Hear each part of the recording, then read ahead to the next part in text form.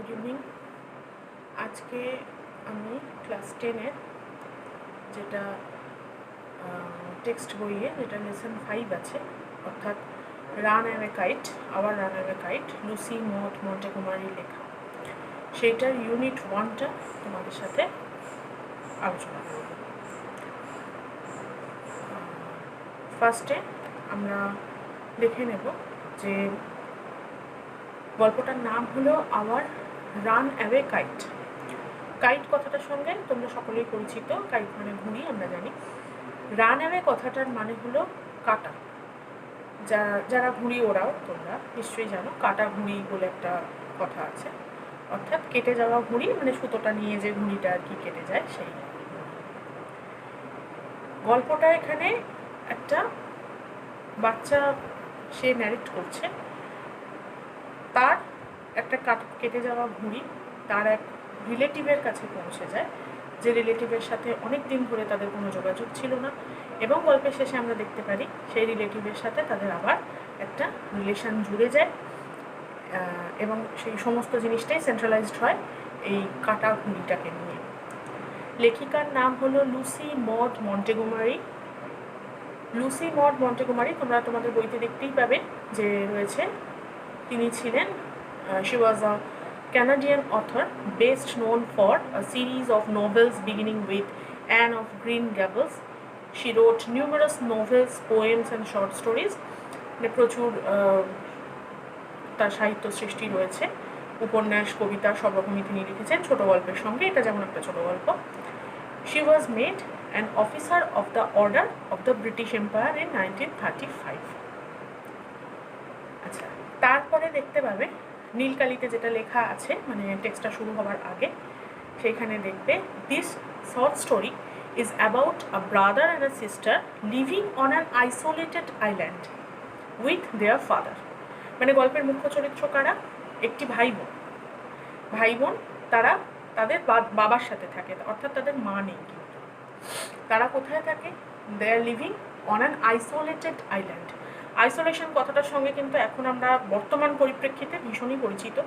আমরা জানি আইসোলেশন মানে হচ্ছে একাকী, অর্থাৎ বিচ্ছিন্ন হয়ে থাকা, মানে সামাজিক মেলামেশা একদম কম, যেখানে কোনো সম্ভাবনাই নেই, সেই রকম একটা দ্বীপ, অর্থাৎ আইসোলেটেড আইল্যান্ড মানে হচ্ছে একটা বিচ্ছিন্ন দ্বীপে তারা বাস করে তাদের বাবার সঙ্গে, who through a series of incidents get reunited with their long lost relative.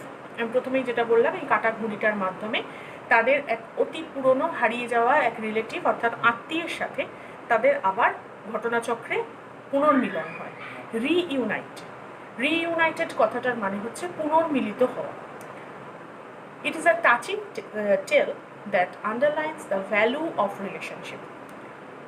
Relationship মানে আমরা জানি সম্পর্ক, ভ্যালু মানে হচ্ছে তার মূল্য, সম্পর্কের মূল্য সম্বন্ধে গল্পটি অত্যন্ত মর্মস্পর্শী একটি গল্প। তাহলে আমরা ইউনিট 1 স্টার্ট করি। Of course, there was nobody for us to play with on the big half moon.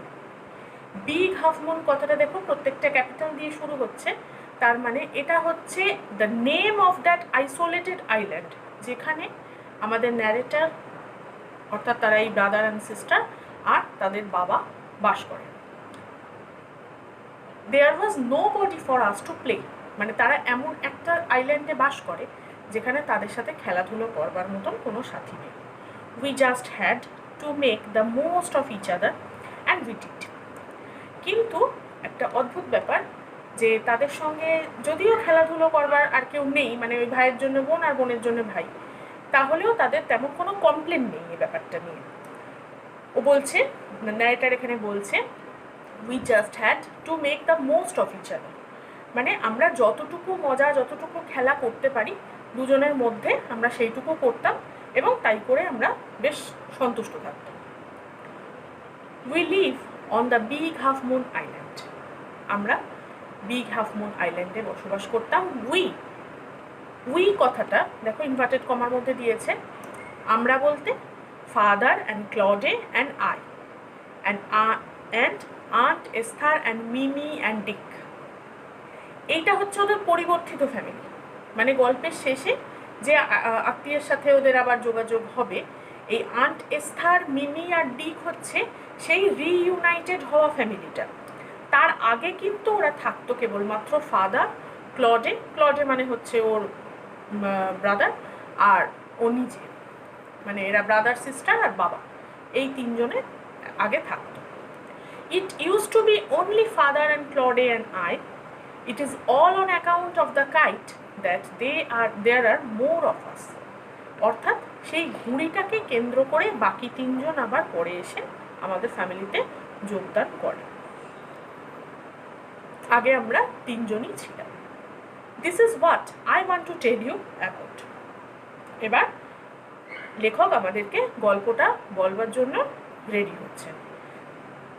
Father is the keeper of the big half moon lighthouse. Lighthouse কথাটা দেখো ব্লকে লেখা আছে। লাইট হাউস মানে হচ্ছে বাতিঘর। যখন কোনো বন্দর থেকে জাহাজ ছেড়ে যায় তখন জাহাজকে সঠিক পথ দেখাবার জন্য, অথবা ধরো মাঝ সমুদ্র থেকে কোনো জাহাজ বন্দরের দিকে আসছে, সেই জাহাজকে বন্দরের দিকে রাতের অন্ধকারের মধ্যে বা ঝড়ে টড়ে পড়লে বন্দরের পথটা দেখাবার জন্য, নির্দেশ দেওয়ার জন্য আগেকার দিনে বাতিঘর থাকে, এখনও থাকে। বন্দরের কাছাকাছি সমুদ্রের বেশ মাঝ সমুদ্রের দিকে একটা করে লাইট হাউস বা বাতিঘর থাকে, একটা উঁচু টাওয়ারের মতন। এই সেকেন্ড পেজে তোমরা দেখতে পাবে ওর ছবিটা দেয়া আছে। বাতিঘরের ওপরে বাতিস্তম্ভতে বাতি জ্বলে, যাতে নাবিকরা বুঝতে পারে যে এই বাতিঘর অনুসরণ করলে আমরা অনতিবিলম্বেই বন্দরের দিকে পৌঁছে যাব। তো ওদের বাবার প্রফেশন হচ্ছে, he is the keeper of the big half moon light house. উনি ওই বাতিঘরের কর্মী।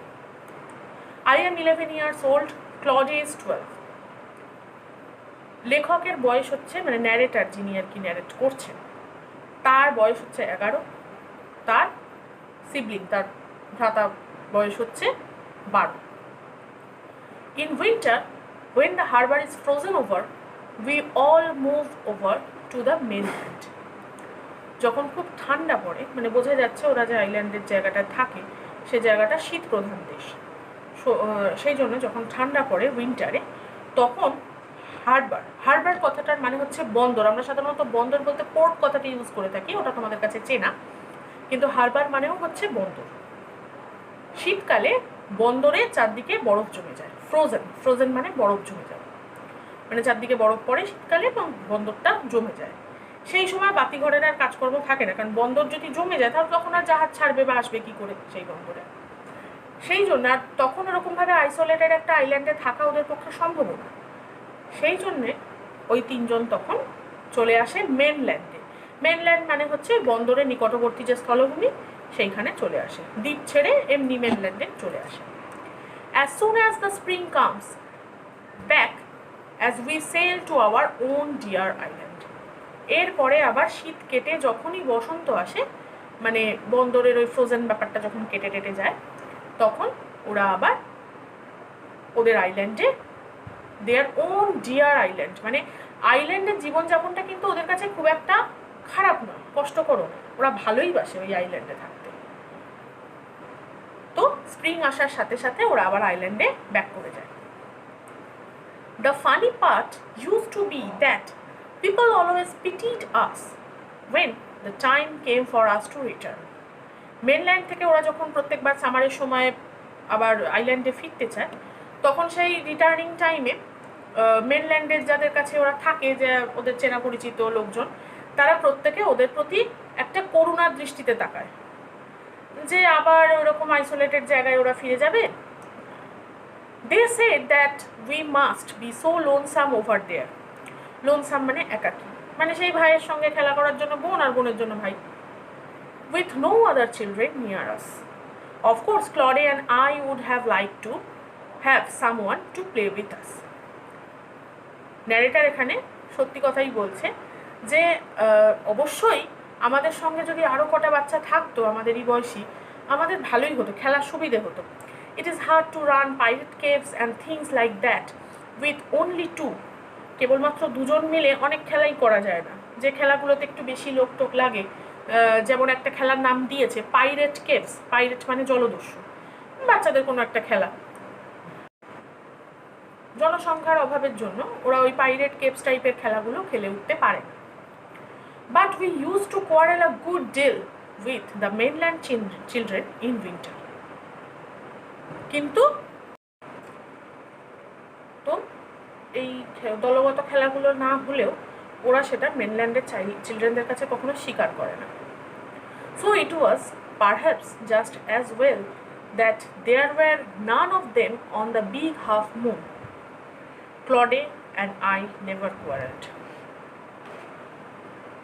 তো এই সমস্ত বাচ্চাদের কাউকেই এই বিগ হাফ মুন আইল্যান্ডে পাওয়া সম্ভব নয়, সেই জন্য ওদের সাথে তর্ক করে আসাই যায়। কিন্তু এই ভাই বোন দুজন, ক্লডে অ্যান্ড আমাদের ন্যারেটার, এরা দুজনে কিন্তু কখনো নিজেদের মধ্যে ঝগড়া করে না। ভাই বোনের মধ্যে কিন্তু খুব ভাব, কারণ ঝগড়া করলে নিজেদেরই অসুবিধে। To be sure, father did not seem to have any relations except us. বাচ্চা দুটি দেখেছে যে তাদের বাবার তারা দুজন ছাড়া, অর্থাৎ এই দুই সন্তান ছাড়া আর কোনো রিলেটিভ নেই। This used to puzzle Claude and me. ওরা প্রথম এই ব্যাপারটাতে খুব পাজলড হয়ে যেত যে কী হলো, বাবার আর কোনো রিলেশন নেই কেন।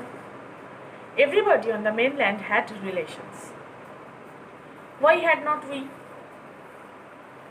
মেনল্যান্ডে ওরা দেখেছে প্রত্যেকের রিলেটিভ আছে, বাড়িতে অনেক লোকজন আসে, নানা রকম রিলেশন, কাকা পিসি মাসি অনেক রকম আছে, ওদের কেন নেই?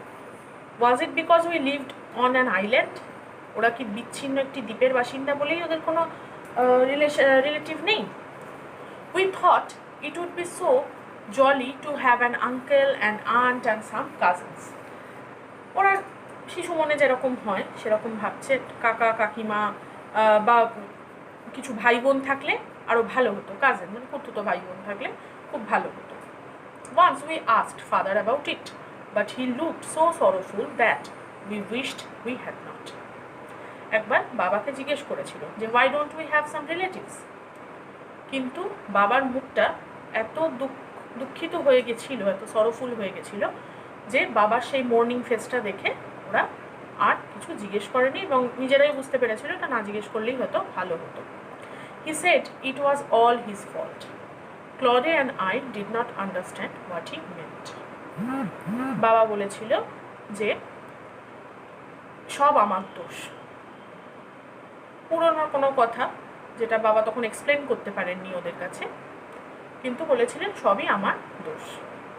দুই ভাই বোন বুঝতে পারেনি বাবা কি বোঝাতে চেয়েছেন। ইউনিট 1 এই পর্যন্তই রইল, তোমরা ভালো করে পড়ে দেখবে, পড়বার সময় রেফারেন্স হিসেবে ভিডিওটা ইউজ করতে পারো। আর এই ইউনিট 1-এর পরে তো কোশ্চেনগুলো আছেই, বইয়ের যে টেক্সচুয়াল কোশ্চেনগুলো সেগুলো সলভ করবার চেষ্টা করবে। আমি চেষ্টা করবো তোমাদের কোশ্চেনগুলো সলভ করে করে সেটার ছবি তুলে পাঠিয়ে দিতে হোয়াটসঅ্যাপে। আর এছাড়াও আমি কিছু কোশ্চেন দেবো তোমাদের, এর ভিডিওটার পরে এমনি একটা ছবি তুলে আমি পোস্ট করে দেবো, সেইগুলো চেষ্টা করবে একটু আনসার করতে। আনসার আমি পরে মিলিয়ে দেবো, মানে একদম অ্যান্সার লিখে আমি পোস্ট করে দেবো। ঠিক আছে, পড়াশুনো করো, সবাই ভালো থেকো, বাই।